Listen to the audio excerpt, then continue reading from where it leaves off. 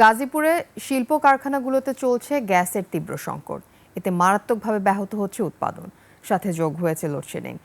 Generator বাড়ায় বেড়েছে উৎপাদন খরচ। কারখানা ডাইং ওয়াশ উৎপাদন কমেছে 50%।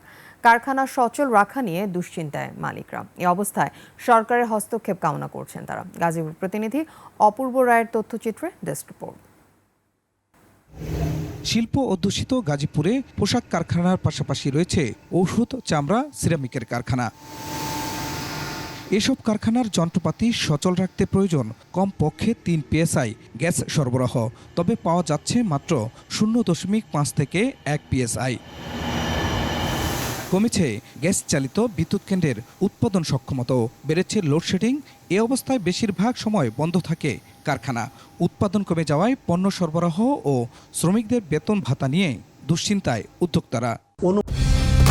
কালার এক্সপার্ট, জর্জ স্যাপ এবং মাইল্ড অন হ্যান্ডস টেকনোলজি সমৃদ্ধ অরিক্স ক্রিস্টাল ওয়াশ আপনার লন্ড্রি এক্সপার্ট। অনুমোদিত 15 PSI গ্যাস প্রেশারের এগেনস্টে আমরা বিলো 1 গ্যাস প্রেশার পাচ্ছি, যার কারণে প্রোডাকশন কস্ট অনেক বেড়ে গেছে।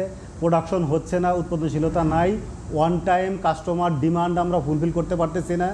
শিল্প কারখানা বাঁচাতে বিকল্প জ্বালানির ব্যাপারে সরকারকে উদ্যোগ নেওয়ার কথা বলছেন শিল্প কারখানা মালিকরা। সরকারের কাছে দাবি, শিল্পে আপনারা প্রায়োরিটি বেসিসে গ্যাস সংকটটা ব্যবস্থা করেন, যাতে এখানে গ্যাসের কোনো প্রবলেম না হয়। বিকল্প জ্বালানি নিয়ে এখনই চিন্তা ভাবনা করেন।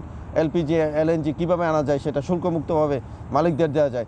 শিল্পাঞ্চলে গ্যাস সংকটের কথা স্বীকার করে পরিস্থিতি দ্রুত উত্তরণের আশ্বাস তিতাস গ্যাস কর্তৃপক্ষের। 360 থেকে 70 মিলিয়ন প্রতিদিন পাচ্ছি। এখানে গ্যাসের আমাদের ঘাটতি আছে, যার কারণে কিছু কিছু এলাকায় গ্যাসের চাপ স্বল্পতা রয়েছে। এই ঘাটতি পূরণের জন্য সরকার তথা তিতাস গ্যাস কর্তৃপক্ষ থেকে বিভিন্নভাবে উদ্যোগ গ্রহণ করা হচ্ছে।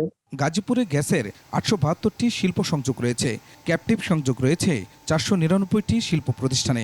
সিএনজি স্টেশন 53টি ও আবাসিক সংযোগ রয়েছে 63,852টি। Khurshid Alam, desk report, 21 television.